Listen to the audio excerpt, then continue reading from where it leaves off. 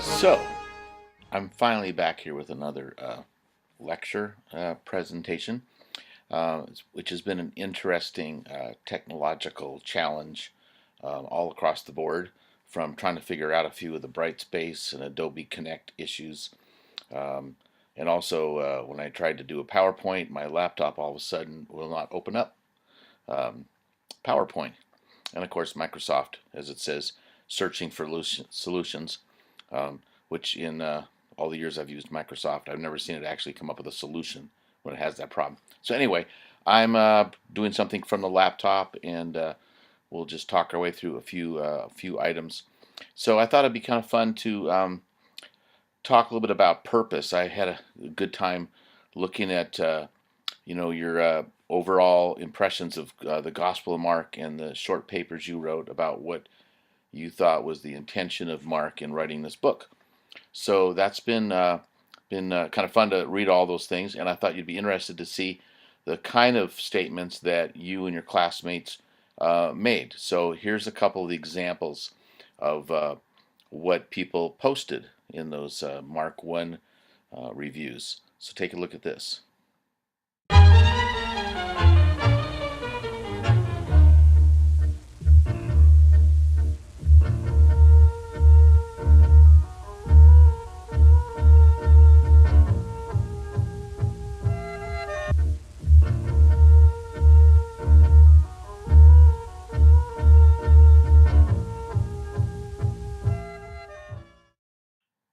So pretty interesting, isn't it? How different everybody's thoughts are. Although there's always some common themes, of course, about who Jesus is and what Mark wants us to know about this amazing man who is God Himself. But still, we all have little different things we see, and we try and pick up from the text itself. So we're all a little different, and yet all part of the story that He wants us to know. I know as I think about purpose, I think about how when we all write something, we write with purpose. And once in a while, we write something that maybe is interpreted wrong by someone, and we have to clarify for them, like, "Well, that's not what I meant when I wrote that to you."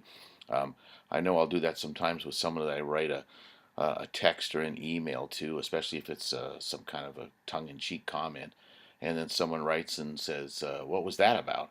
And I have to go right back and say, "No, that was a joke," or "That was, it's just being funny," and they don't get my purpose sometimes. When we look at something like the Gospel of Mark, I think we're sometimes we don't think about the purpose because we're just reading this scripture story, and we don't think about some of the deeper things Mark might wanted to have tried to convey. So, for example, I think about growing up at my church. We read the Gospels, of course, frequently, but we never thought in terms of the Gospels having different views of some things, some different angles. It never got talked about at my church. Growing up, we sometimes, I know as a kid, like anybody else, I probably wonder, like, well, why did it say that over in that passage? And no one really ever answered those questions because the idea was that, oh, Jesus' disciples, they just wrote down all these things for us. It wasn't until I was a seminary student that I was confronted with the idea that, well, every writer has some purpose in what they're writing. So they're certainly taking the stories that they know or have been passed down to them, and and then writing this up. But we never really thought about what the purpose was. So Mark has a purpose, and he's got an audience. Um, I'm as I look at the gospel early on, especially by chapter 4, 5, and 6. I'm intrigued by the response people have to Jesus as he demonstrates his power. So, for example, at the end of chapter 4, when they're out on the Sea of Galilee in a storm, the disciples had not seen him do something so dramatic.